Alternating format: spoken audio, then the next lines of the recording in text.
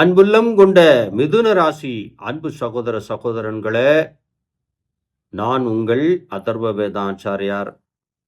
நேர்களே, இந்த பதிவில் அதீத பணக்கஷ்டம் தீர, கைகளிலே அதிகப்படியாக பணம் தங்க, வீட்டிலே எப்போவுமே செல்வ நிலை உயர்வதற்கு பூஜா விதிகளிலே ஏதாவது வழி இருக்கிறதா, இல்லை அர்ச்சனை முறைகளிலே ஏதாவது வழி இருக்கிறதா அப்படிங்கிற கேள்விக்கு பதிலாகத்தான் இந்த பதிவு.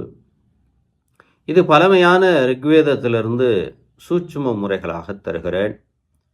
என்னதான் நாம் முயற்சிகளை கஷ்டப்பட்டு உழைப்பு போட்டாலும் ஆள் மனது எப்பவுமே இறைவனை நாடும்.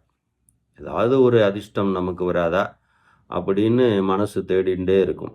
அந்த வகையில் மிதுன ராசி அன்பு சொந்தங்கள், சகோதர சகோதரிகள் ஆணும் செய்யலாம், பெண்ணும் செய்யலாம். அர்ச்சனை முறைகளிலே எத்தனையோ முறைகள் இருக்கிறது. அதில் பாதவனமும் சிரவணமும் நம்ம எடுத்துக்கிடலாம். அப்போ முதல்ல நான் சொல்லுகிறதை நீங்கள் காதால் கேட்க வேண்டும். அதற்கு பின்னதாக நீங்கள் அர்ச்சனை முறைகளிலே ஈடுபட வேண்டும். இது எதற்கு அப்படின்னா, மிதுனராசி அன்பு சகோதரன் சகோதரிகளுக்கு கைகளிலே அதிகப்படியாக எப்பவுமே பணம், செல்வச் செழிப்பு இருந்து கொண்டே இருப்பதற்காக இந்த இயற்கை நமக்கு சூட்சும வடிவங்களாக ரிஷிகளும் முனிகளும் நமக்கு எழுதி வைத்திருக்கிறார்கள்.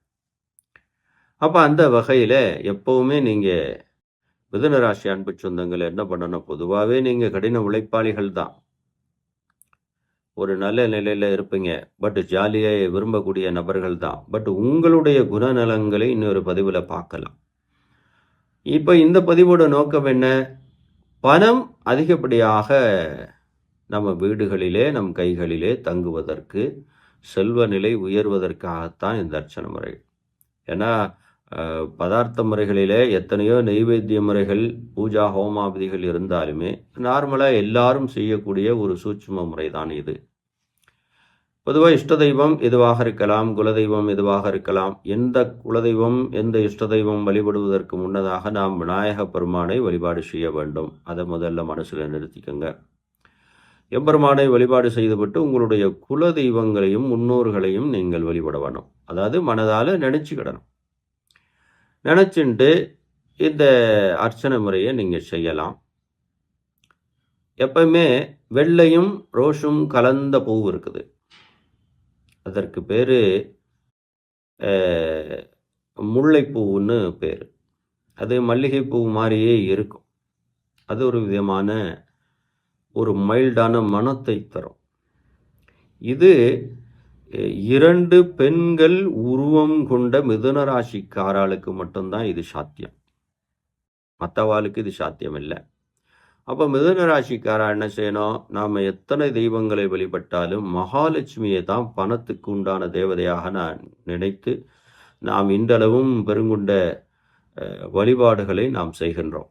அந்த வகையில் மிதுன ராசி அன்பு சொந்தங்கள் இந்த முல்லை பூவினால் தினமும் மகாலட்சுமியை நம்ம வழிபாடு பண்ணணும். எப்படி பண்ணணும் அப்படின்னா, முதல்ல விநாயக பெருமானை வழிபாடு செய்துவிட்டு குலதெய்வம் முன்னோர்களையும் வணங்கிவிட்டு சிலை வடிவமாக வைத்து கொள்ளலாம், அல்லது போட்டோ வடிவில் கூட வச்சுக்கிடலாம். நல்ல பச்சை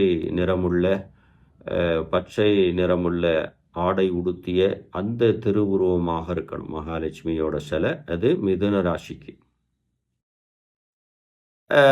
அந்த மாதிரி ஒரு உருவத்தை நீங்கள் வாங்கி கொண்டு வந்து வச்சுட்டு, இங்கே என்ன பண்ணணும் அப்படின்னா, சூரிய உதயத்திற்கு முன்னதாக காலையிலே, அதிகாலை வேளையிலே சூரியன் வருவதற்கு முன்னதாக இந்த வழிபாட்டு முறைகளை செய்து முடிச்சிடணும்.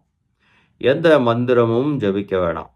ஆனால் குறைஞ்சது ஒரு 100 பூக்களாக, 108 பூக்கள்னு வச்சுக்கோங்க, உதிரி பூக்களாக வச்சுக்கிடணும். ஒவ்வொரு பூவாக நீங்கள் மகாலட்சுமியின் படத்து காலடியிலையோ அல்லது படத்தின் அந்த அடிப்பாகத்திலேயோ ஒவ்வொன்றாக போடணும். எப்படி, பூவை எடுத்துக்கொண்டு மகாலட்சுமி நமஹ அல்லது ஸ்ரீ மகாலட்சுமி நமஹ இது சொன்னால் போதும். அதாவது திருநாமம் உச்சரிப்புன்னு வச்சுக்கோங்களேன்.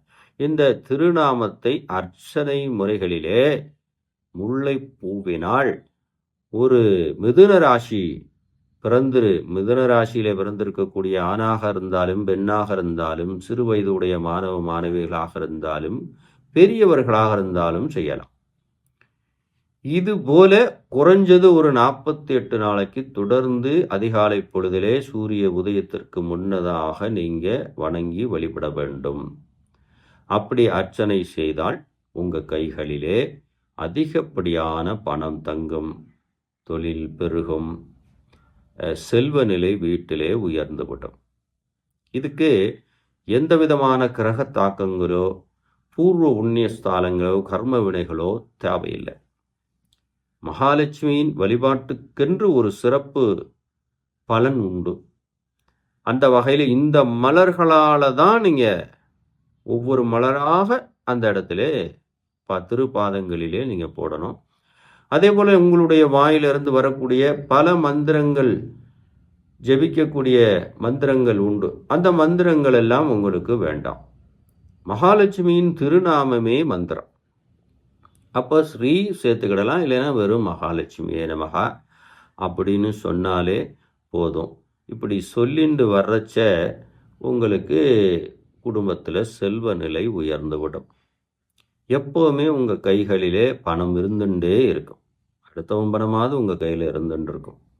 அப்போ அதுபோல பலனை அந்த மகாலட்சுமி தருவாள் என்பது பழமையான ரிக்வேதத்தில் ரிஷிமுனிகள் எழுதி வைக்கப்பட்ட ஒரு உண்மை.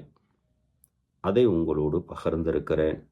தொடர்ந்து இந்த அர்ச்சனை முறைகளை செய்து உங்களுடைய வாழ்க்கையில் வளமும் நலமும் நீங்கள் பெற வேண்டும் என்று இந்த நேரத்திலே கேட்டுக்கொண்டு, இதுபோல ஒரு நல்ல தகவல்களுக்காக திரும்பவும் ஒரு நல்ல செய்தியை கொண்டு வருவேன். அதுவரை அன்பு சொந்தங்கள் காத்திருங்கள்.